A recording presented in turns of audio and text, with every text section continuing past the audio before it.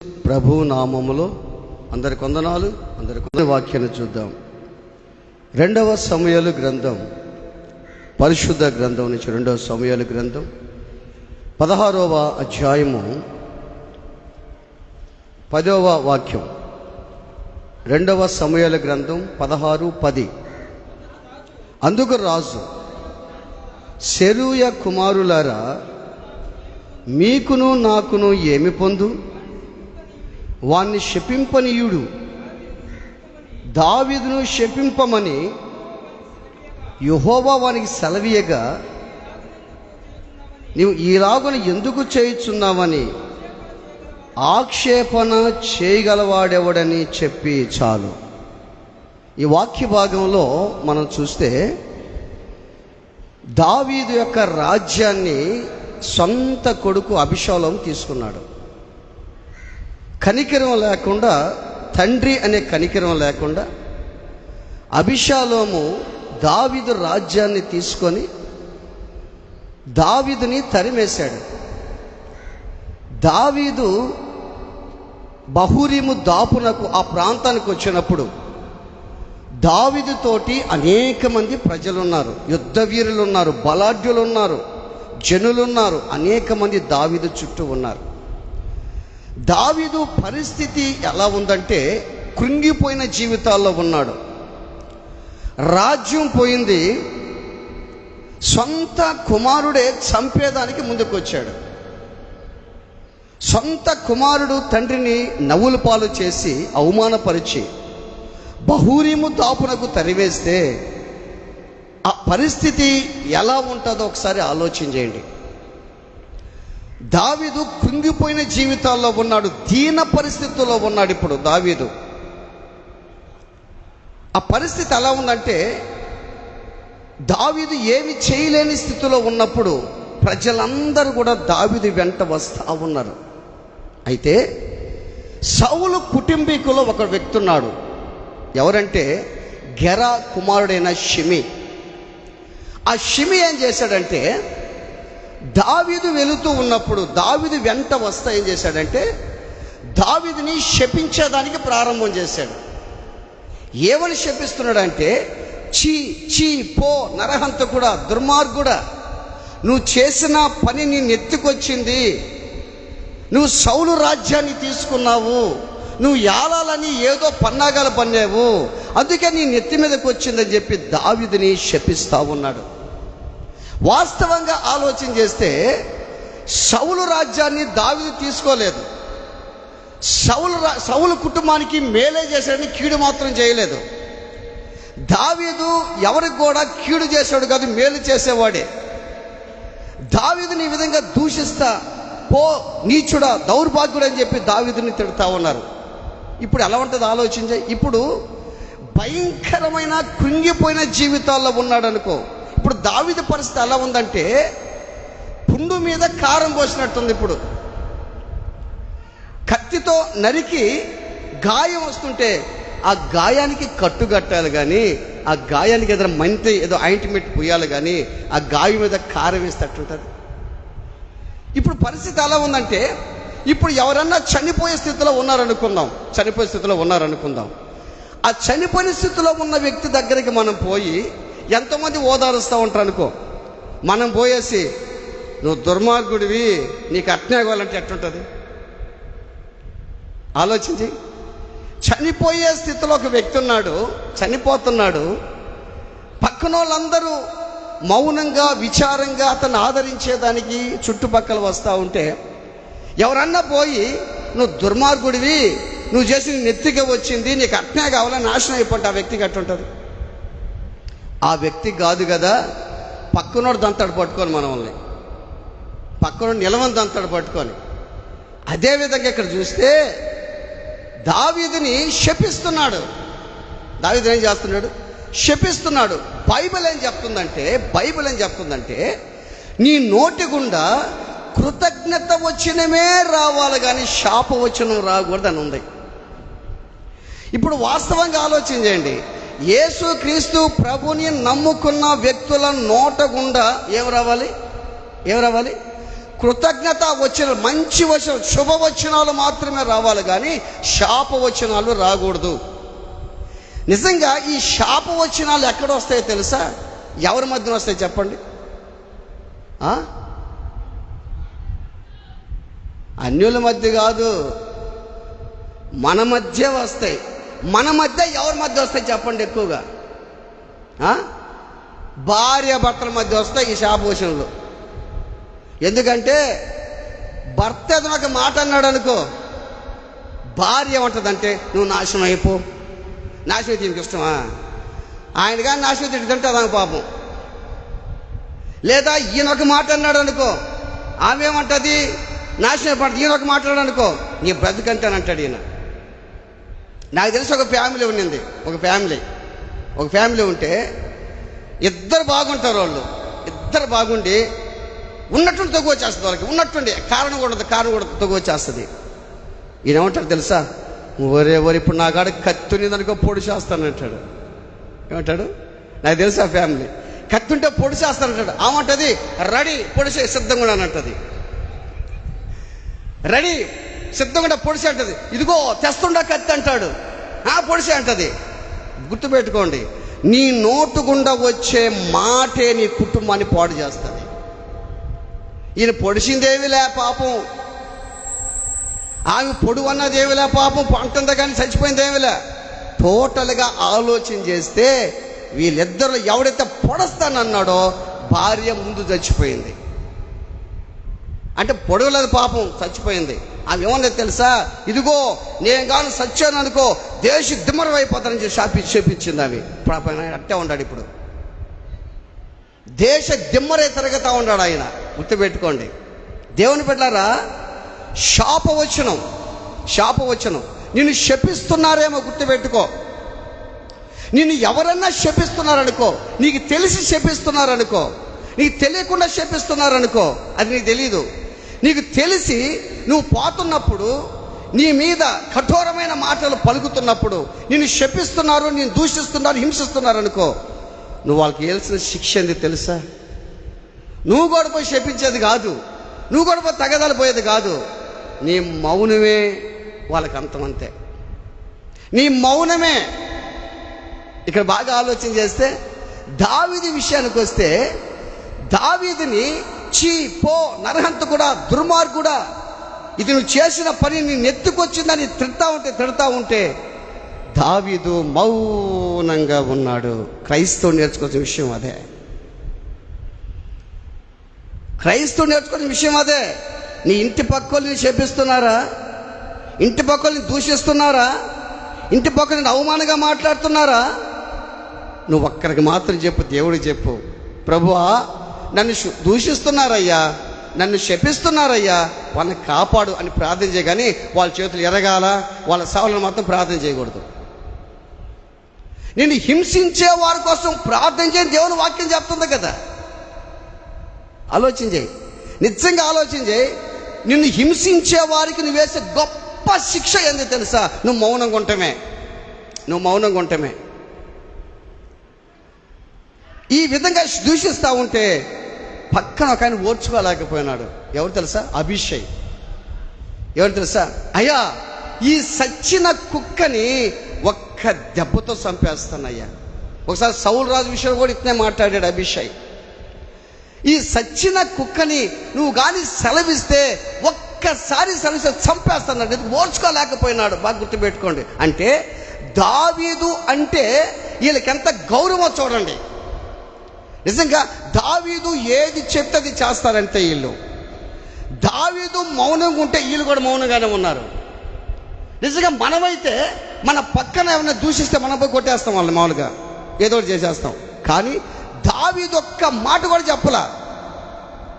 దావీదు ఆజ్ఞాపించలేదు. దావీదు వీళ్ళు అంటారు నువ్వు కానీ ఒక్క మాట చెప్తే నేను వాళ్ళని చంపేస్తానంటే దావీదు అన్నాడు, సెరూయా కుమారులారా మీకు నాకు ఏమి పొందు? అంటే మీకు నాకు తేడా ఏంది? అది గుర్తుపెట్టుకోవాలి. నువ్వు నన్ను చంప మీద కొట్టావు, నేను లాగి కొట్టే తేడా ఏంది? ఇప్పుడు నేను పాస్టర్ని, ఆయన ఒక పాస్టర్, ఆయన ఒక బ్రతుకు అన్నాం అనుకో, ఉదాహరణకి నన్ను అనుకో, నీ బ్రతుకు బాగుందా, నీ బ్రతుకు నాకు తెలుసు అంటే తేడా ఏముంది? అది కాదాడా. నువ్వు నన్ను అన్నావు అనుకో, ఈ పాస్టర్ అంట, ఈ పాస్టర్ తలగుడ్లు వేసుకొని తిరుగుతాడు, ఈయనొక పాస్టర్, ఈయనొక బ్రతుకు అన్నావు అనుకో, నేనేమన్నా తెలుసా? నిండా వందనాలమ్మా, నీకు నిండా స్తోత్రాలమ్మా. నేను మౌనంగా ఉంటే అదే వాళ్ళకి శిక్ష. ఆయన అంటాడు, సెరూయ కుమారులారా, మీకు నాకు ఏమి పొందయ్యా? అరే మీరు చంపుతారయ్యా, మీరు కొడతారు, నేను చేయనా పని. ఈయన అన్నాడు, ఏమన్నాడు తెలుసా? ఏమో దేవుడు వాడిని శపించమన్నాడేమో, శపించని. బాగా గుర్తుపెట్టుకో. నిన్ను ఎవరన్నా నీ ఇరుగు పొరుగోళ్ళు, ఇంటి పక్కోళ్ళు హింసిస్తుంటే, నవ్వుల పాలు చేస్తుంటే, నిందల పాలు చేస్తుంటే, నిన్ను లేనిపోని మాట, నీ మీద కఠోరమైన మాట మాట్లాడుతుంటే నువ్వు ఒక్కటి అనుకోలేమో తెలుసా?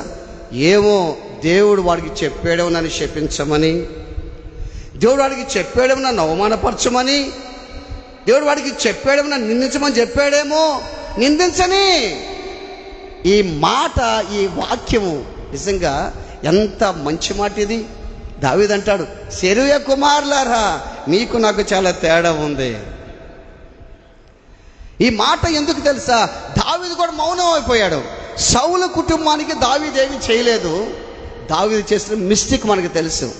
బత్షెబా విషయంలో పొరపాటు చేశాడు. రెండోది, బత్షెబా భర్తను చంపించేశాడు, ఊరియాను కూడా చంపించేశాడు. బాగా గుర్తుపెట్టుకోండి. అయినా కానీ దేవుడు అతన్ని క్షమించాడు. ఈ రోజున నిన్ను క్షమించే దేవుడైనా, నిన్ను ప్రేమించే దేవుడైనా మనుషులు క్షమించలేకపోవచ్చు. నువ్వు చేసిన మిస్టేక్స్, నువ్వు చేసిన పొరపాటులు, నువ్వు చేసిన పాపాలు మనుషులు క్షమించలేకపోవచ్చు, కానీ దేవుడు మాత్రం క్షమించే దేవుడైనా. నువ్వు దేవుని దగ్గరకు వచ్చి, అయ్యా నేను చేసినంత నీకు తెలుసు, నేను చేసిన మిస్టేక్స్ అంతా నీకు తెలుసు, నేను చేసిన పొరపాట్లు నీకు తెలుసు, నన్ను క్షమించని అడిగితే ఆయన క్షమించుటకు సిద్ధ మనసు కలిగిన వాడు. ఆయన సిద్ధ మనసు కలిగిన వాడు. చూసావా? దావీదు శత్రుని ప్రేమిస్తున్నాడు. బైబిల్ చెప్తున్నటువంటి మాట చూడండి. రోమిలకు రాసిన పత్రిక 12వ అధ్యాయము 14వ వాక్యం చూడండి. రోమిలకు రాసిన పత్రిక 12:14.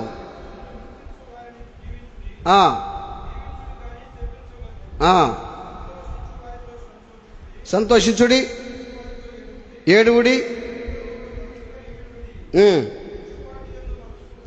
చాలు చాలు. ఏం చెప్తున్నాడు? మిమ్మల్ని దీవించేవారిని దీవించండి, వాళ్ళని మాత్రం శపించబాకండి. ఏడ్చేవారితో ఏడవండి, నవ్వేవారితో నవ్వండి. బాగా గుర్తుపెట్టుకోండి. ఇప్పుడు కొంతమంది ఏం చేస్తారు తెలుసా? కొన్ని కుటుంబాలలో, బాగా గుర్తుపెట్టుకోండి, కొన్ని కుటుంబాలలో ఏడుపులు వినబడుతుంటాయి. కొన్ని కుటుంబాలు ఏడుపులు వినబడుతుంటాయి. అంటే వాళ్ళ కుటుంబాల్లో జరగరాంది జరుగుతుంటుంది. ఏడుపులు ఆ కుటుంబాలు వినబడతా ఉంటే పక్కన వాళ్ళు చూస్తుంటారు. పక్కన వాళ్ళు ఏం చేస్తారు? వాళ్ళు ఏడుస్తారా, నవ్వుతారా? మీరు చెప్పండి. ఏం చేస్తారు? నవ్వుతారు. నవ్వేది కూడా కాదు, ఆ ఇంట్లో అరుస్తూ ఉంటే ఏవో పన్నున్నట్టు తిరుగుతుంటారు అటు ఇటు. అంటే ఏమో పన్నున్నట్టు పని కూడా ఉండదు వాళ్ళకి.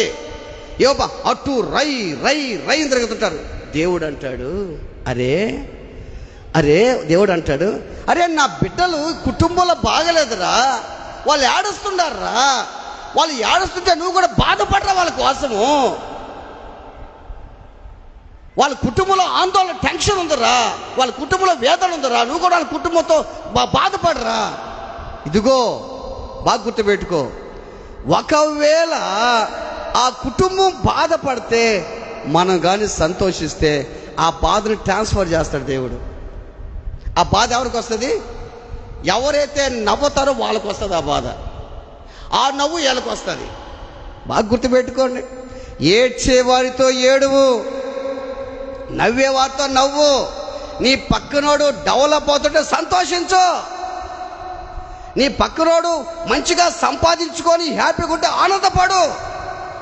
నువ్వు ఆనందపడితే నీకు డబుల్ ఆశీర్వాదాలు వస్తాయి. వాడికి ఒక్క ఆశీర్వాదమే. ఎవరైనా ఒక వ్యక్తి దీవించబడుతుంటే, ఒక వ్యక్తి ఆశీర్వాదకరంగా మార్చబడుతుంటే, ఒక వ్యక్తి ఉన్నతమైన స్థితికి వచ్చాడు అనుకో, దేవుడు ఆ వ్యక్తిని బ్లెస్ చేసినాడు, ఓకే. కానీ ఆ వ్యక్తిని చూసి నువ్వు కానీ కుళ్ళుకుంటే ఉన్న ఆశీర్వాదాలు కూడా మొత్తం పోతాయి నీకు. ఆ వ్యక్తి చూసి సంతోషిస్తే ఏం తెలుసా, ప్రభువా పలాని బిడ్డను నువ్వు ఎంతో దీవించేవయ్యా. ప్రతి మనిషికి దేవుడు ఒక బ్లెస్సింగ్ ఇస్తాడు, ఆశీర్వాదిస్తాడు. అదిగాక ఎగస్ట్రా ఆశీర్వాదం ఏంటంటే, సంతోషించే వారితో సంతోషిస్తే ఒక ఆశీర్వాదం వచ్చేస్తుంది నీకు, దుఃఖించే వారితో దుఃఖిస్తే ఒక ఆశీర్వాదం వచ్చేస్తుంది నీకు. ఎవరైతే కుంగిన జీవితాల్లో ఉన్నారో వాళ్ళు కానీ కన్నీరు తుడిసి ఇంకొక ఆశీర్వాదం వచ్చేస్తుంది నీకు. ఎవరు డెవలప్ అభివృద్ధి చెందుతుంటే వాళ్ళ దగ్గర కూర్చొని, వా నిజంగా అన్నా దేవుడు మమ్మల్ని చాలా దీవించాడన్నా అంటే మన పక్కన, నిజమయ్యా దేవుడు చాలా గొప్పోడయ్యా, దేవుడిని బ్లెస్ చేశాడయ్యా అని మనం కానీ ఆనందపడితే ఇంకో బ్లెస్సింగ్ మన దగ్గరకు వస్తుందంట. దేవుడు నీకు ఏ సందర్భంలో ఏది కావాలో ఏది వద్దో దేవుడికి తెలుసు సమస్తం. అందుకే మనం రోమా పత్రిక చూసాం. మనం ఒకసారి చదవండి, దానికి ఒకసారి చదవండి 12:14. ఏంటంట, మిమ్మల్ని హింసించు వారిని ఇది సాధ్యమేనా? దేవుడు చెప్పాడు మనకు సాధ్యమే. ఎవరికి సాధ్యము? క్రైస్తవుడికి సాధ్యమే, క్రైస్తవుడికి సాధ్యమే. రెండోది గుర్తుపెట్టుకోండి, నిన్ను ఎవరైతే హింసిస్తారో వాళ్ళని దీవించడు. ఎందుకు తెలుసా? నీ నోరు ప్రార్థన చేసే నోరు నీది. ప్రతి క్రైస్తవుడు నోరు ప్రార్థన చేస్తాడు. ఒకవేళ ఎక్కువగా ప్రార్థన చేయకపోయినా జస్ట్ ఫార్మాలిటీ, అన్నం తినేటప్పుడైనా ప్రార్థన చేస్తాడు.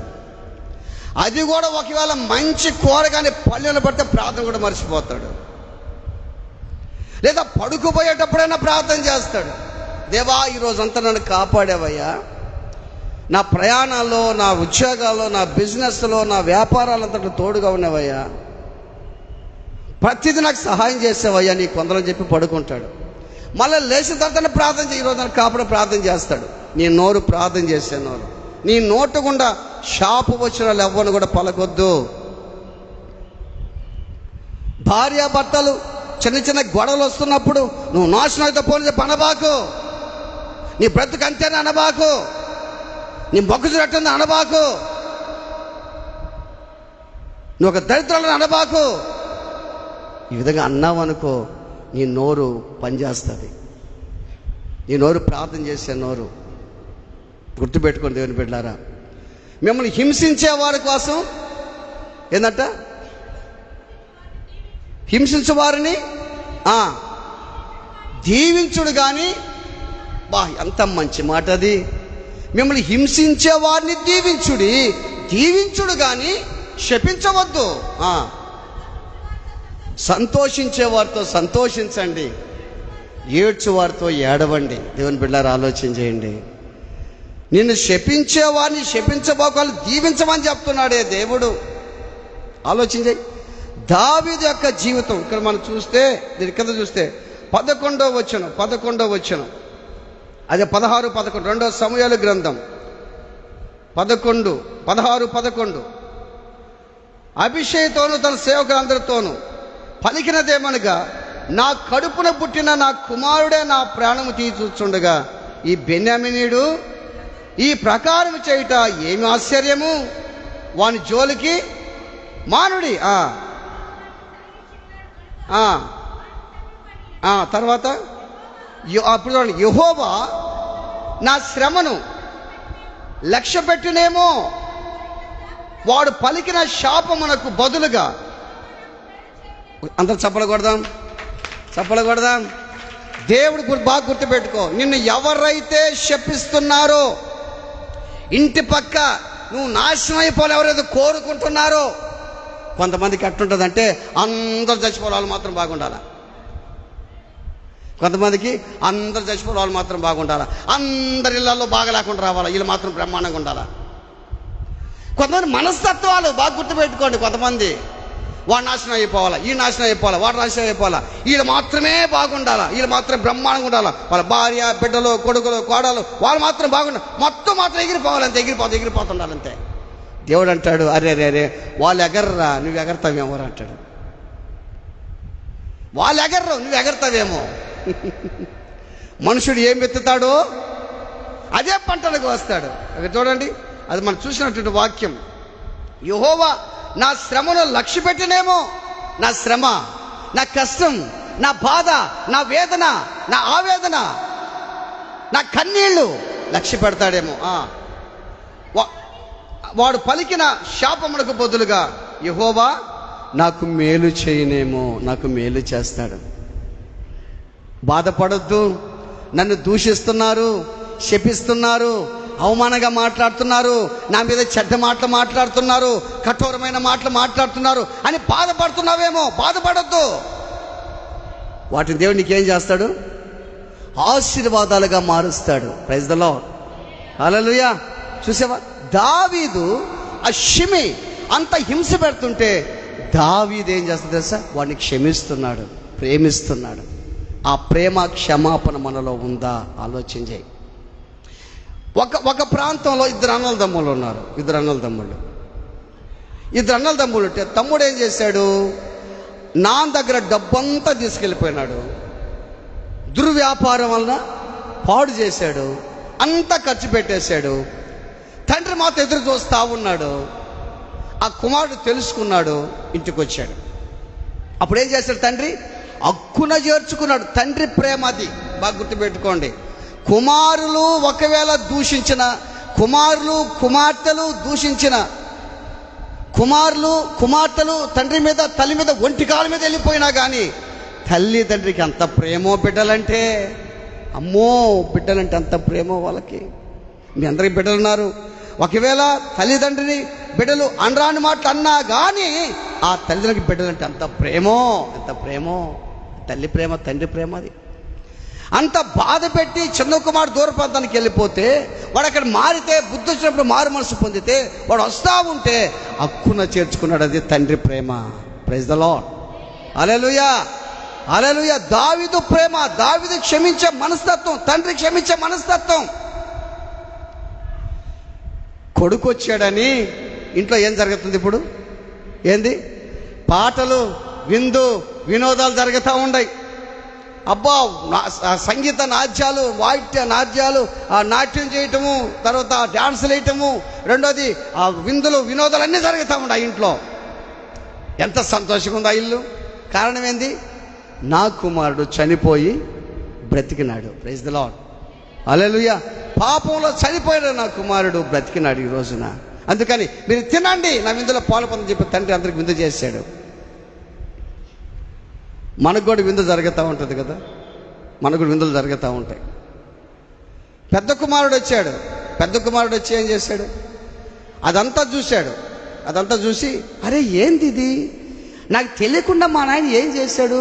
ముందే చెప్తాడు కదా ఏదన్నా, అరే ఈరోజు డిన్నర్ ఉందిరా, ఈరోజు కార్యక్రమం చెప్తాడు కదా. నాకు తెలియకుండా ఏం చేశాడు మా నాన్న? అసలు ఏంది అంటే పక్కన పనివాడు చెప్పాడు, అయ్యా మీ తమ్ముడు వచ్చాడయ్యా, మీ నాన్న అంటే చనిపోయి బ్రతికాడు కదా, మీ తమ్ముడు వచ్చాడు, అందుకని మీ నాన్న మంచి విందు చేస్తున్నాడు.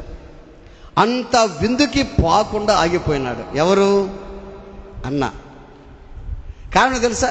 ఈ రోజుల్లో అక్కంటే చెల్లెలకి పట్టంలా, చెల్లెంటే అక్కకి పట్టంలా, అన్నంటే తమ్ముడికి పట్టంలా, తమ్ముడంటే అన్నకి పట్టంలా. ఈ రోజుల్లో చెల్లెలంటది, ఎట్టనక్క అమ్మ నీకే దండలు ఇచ్చింది నాకీలా. అన్నంటాడు, ఎట్టైనా వాడినే చూస్తాడు, నన్ను చూడ్డు. వీళ్ళు కూడా ఏమంటారు తెలుసా? తల్లిదండ్రులు కూడా ఎట్ట అయిపోయినారంటే, ఇంట్లో ఒక 3 కొడుకులు లేదా 2 కొడుకులు 3 కూతుళ్ళు ఉన్నారనుకో, వీళ్ళు ఏం చేస్తారు తెలుసా?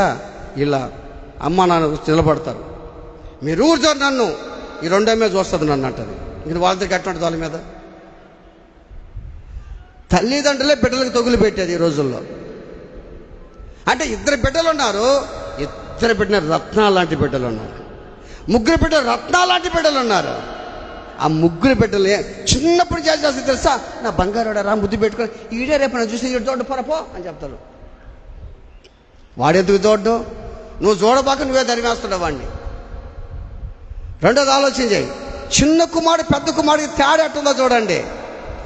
అరే నా తమ్ముడు వచ్చాడు అనే జ్ఞానం కూడా లేకుండా, అంటే ఏంది కారణం? ఏంది? ఆస్తి అంతా నష్టం చేసాడు, ఆస్తి అంతా ఖర్చు పెట్టేశాడు. ఆ విందు జరుగుతుంటే ఆ విందుకు పోయేదానికి ఇష్టం లేక కుమారుని తమ్ముడిని క్షమించే మనసు లేకుండా పోయింది. బాగా గుర్తుపెట్టుకో, దావీదుకి క్షమించే మనసు ఉంది, తండ్రికి క్షమించే మనసు ఉంది, అన్నకి క్షమించే మనసు లేదు. బాగా గుర్తుపెట్టుకోండి. విందు జరుగుతుంది, ఆ విందుకి పోకుండా ఆగిపోయినాడు. ఎవరు? నేను పోను, నాకు అక్కర్లేదు, నాకు వద్దు, ఆ విందు వద్దు, ఏమొద్దు అన్నాడు. మనకు కూడా విందు జరుగుతూ ఉంటుంది కదా, జరుగుతుంటాయి విందులు మనకు. వారం విందు జరుగుతుంది మనకు. ఏ విందు అది? చెప్పాలి మీరు. వారం విందు జరుగుతుంటుంది మనకు. ప్రతి వారం ఒకసారి విందు జరుగుతుంటుంది. ఏ విందు? మెయిన్ మందిరంలో విందు. ప్రతి వారం విందు జరుగుతుంది మనకు. విందు మనం మామూలుగా తినే విందు కాదు, ఎప్పుడైనా తింటా ఉంటాం. అది ప్రతి వారం మనకు ఒక విందు. ఏ విందు అంటే వాక్యం అనే విందు. ఆ విందు జరుగుతుంటుంది.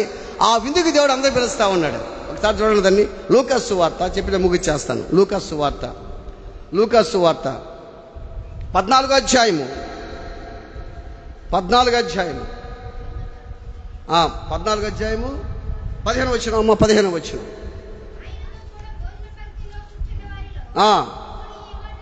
విని చెప్పగా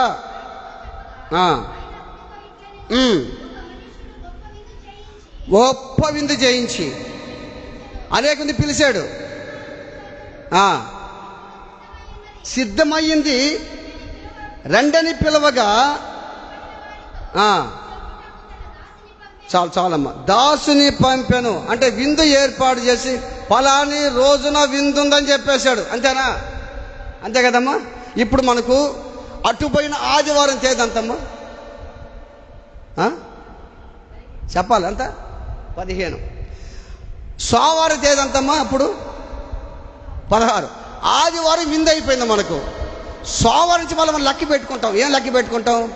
మళ్ళీ మనకు తెలుసు కదా, మళ్ళీ మనకు ఆదివారం విందు ఉందని మనకు తెలుసు, లెక్క పెట్టుకుంటూ ఉంటాం. నీకు తెలుసు విందు ఉందని తెలుసు. విందు సమయానికి ఈ విందు వచ్చేసింది. ఇప్పుడు సోమవారం మనకు నుంచి మనం లెక్కేసుకుంటాం 16. ఈరోజు 22, 22వ తేదీ మనకు. ఈరోజు విందు ఉందని తెలుసు. విందు ఉందని తెలిసి నువ్వు విందుకు వస్తుండావా? ఏమ్మా విందు ఉందని తెలుసు నీకు. ప్రతి వారం నాకు విందు ఉందని తెలుసు. విందు ఉందని తెలిసి కూడా ఏ విందుకి వెళ్తున్నావు నువ్వు ఆలోచన చేయి. విందుందని నీకు తెలుసు కదా. విందని చెప్పి ఆ విందు సమయానికి మళ్ళీ ఇన్విటేషన్ పంపించాడు. ముందు మళ్ళీ సమయాన్ని పంపించాడు. విందు జరుగుతుంది రాండి అని చెప్పాడు. వీళ్ళు ఏం చేశారంట? ఏంటంటే వాళ్ళు ఏం చేశారు? వాళ్ళందరూ ఏకముగా నెపములంటే సాకులు. ఒకడేం చెప్పాడు చూడండి.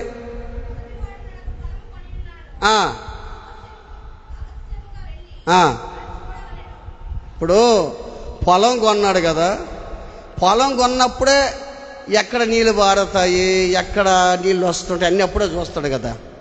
అప్పుడు అన్నీ చూసుకుంటాడు కదా. మళ్ళా పోవాల్సిన అవసరం ఏముంది? ఆలోచన చేయండి. పొలం కొన్నప్పుడు దాన్ని పరీక్షించేదానికి బావాలా? అంటే పొలం కొన్నప్పుడు ఆ పొలం బాగా పడుతుందా పడుతుంది అన్నీ తెలుసు కదా. అంటే సాకులు, అంటే విందుకు వచ్చేదానికి ఇష్టం లేదు అని అర్థం. నీకు తెలుసు ఆదివారం విందుందని తెలుసు, ఆదివారం ప్రార్థన అని తెలిసి కూడా ఈ శ్రేష్టమైన విందుకు రాకుండా నువ్వు ఆగిపోతున్నావంటే ఏ సాకులు చెప్తున్నావు?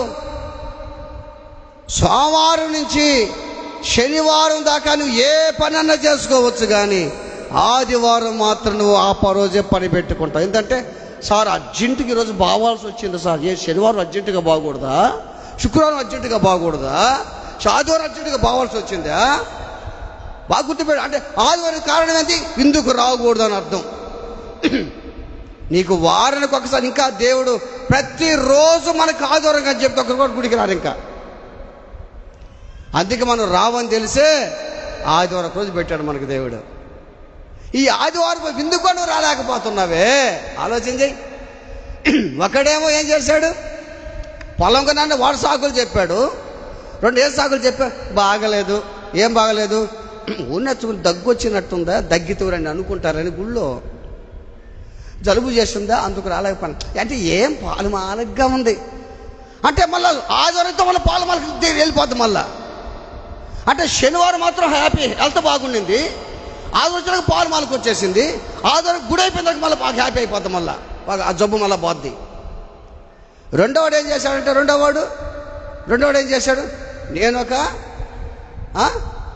ఎడ్లను కొన్నాను, వాటిని పరీక్షించేదానికి. ఇప్పుడు ఏమన్నా అర్థం ఉందా? ఆలోచన చేయండి, అర్థం ఉందా?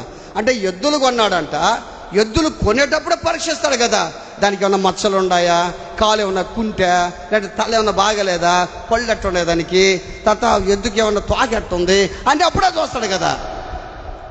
వాడు కొనేది ఒకసారి, పరీక్షించేది ఒకసారి. అంటే ఏంది సాకులు, ఏంది సాకులు, గుర్తుపెట్టుకున్న సాకులు. మందిరికి రాకుండా అనేక మంది అంటే విందుకు రాకుండా సాకులు చెప్తున్నారు ప్రజలు, సాకులు. ఈరోజు అర్జెంటుగా ఊరికి పోవాల్సి వచ్చింది, ఈరోజు అర్జెంటుగా మా వాళ్ళ బంధువులు వచ్చారు. కొంతమంది బంధువులు ఆ రోజే వస్తారు, ఆదివారం గుడికి పోనీయకుండా. ఇది కూడా ఉంది. వీళ్ళు కూడా అప్పుడే రమ్మంటే వీళ్ళు కూడా ఆదివారం రాండి అని చెప్తే వీళ్ళు కూడా పిలుస్తారు ఆదివారం రమ్మని, ఎందుకంటే బాగా మనం డిన్నర్ చేసుకోవచ్చు అని. ఇంకోటి ఒక సాకు చెప్పాడు. ఏ సాకు అది? నేను పెళ్లి చేసుకున్నాను అందుకోసం. అరే పెళ్లి చేసిన ఇద్దరు భార్య భర్తలు రండి విందుకి, ఎంత బాగుంటుంది. దేని పిల్లలు ఆలోచించి, దేవుని విందుకు రాని బిడ్డలు బాగా గుర్తుపెట్టుకో. దావీదు క్షమించాడు, ప్రేమించాడు షిమీని. తండ్రి అయిన దేవుడు, ఆ తండ్రి కుమారుని క్షమించాడు, అన్న మాత్రం క్షమించలేకపోయినాడు.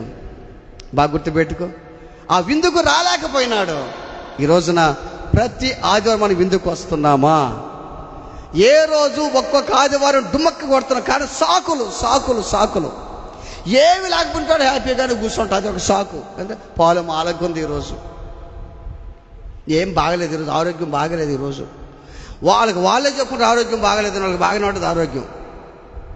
బాగా గుర్తుపెట్టుకో. ఈ రోజున మనం ఏ సాకులు చెప్తున్నాము, ఏ విధంగా జీవిస్తున్న ఒక ప్రశ్న మనం వేసుకుందాం.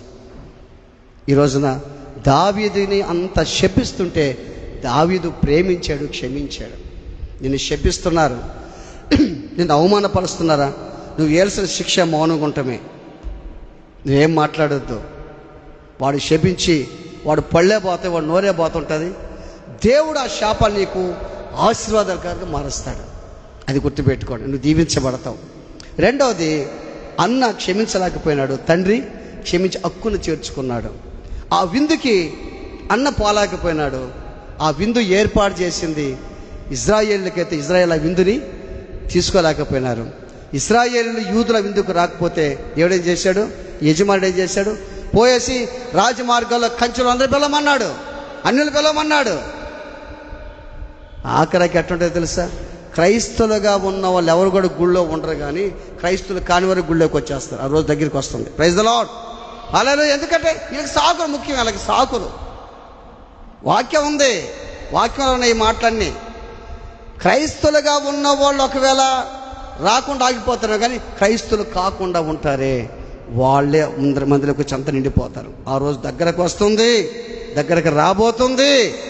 ఇజ్రాయెల్ దేశానికి ఇరాన్ దేశానికి యుద్ధం జరుగుతుంది. ఈ రోజు ఏం జరుగుతుందో తెలియదు. నెల్లూరు జిల్లాలో బాంబు పడొచ్చేమో, అల్లూరు మండలంలో బాంబు పడొచ్చేమో, మోపూర్లో బాంబు పడొచ్చేమో. హ్యాపీగా ఉంటాం, హ్యాపీగా డమ్ డమ్ డమ్ తిరుగుతూ ఉంటావు. నువ్వు నాకే అనుకుంటా, నీ మీద బాంబు పడొచ్చేమో. ఊరు చూస్తారు, నువ్వు పోతా ఉంటావు. నేరుగా ఒక బాంబు పడచ్చు, ఒక క్షిపణ పడొచ్చేమో. రోజులు దగ్గరికి వస్తున్నాయి. ఏ రోజు దగ్గరికి వచ్చినా మనం ఒకటి సిద్ధపడి ఉండాలి. ఏ దేనికి? ఆ విందుకి. పరలోకంలో విందు ఉందా మనకు? ఆ విందుకి సిద్ధపడి ఇక్కడ రక్షించబడి మారు మనసు పొందితే మనం దీవిస్తాడు. ప్రార్థన చేసుకుందాం, తల్ల ఉంచి కళ్ళు మూసుకుందాం. అందరూ పైకి లెక్కలు పడదాం.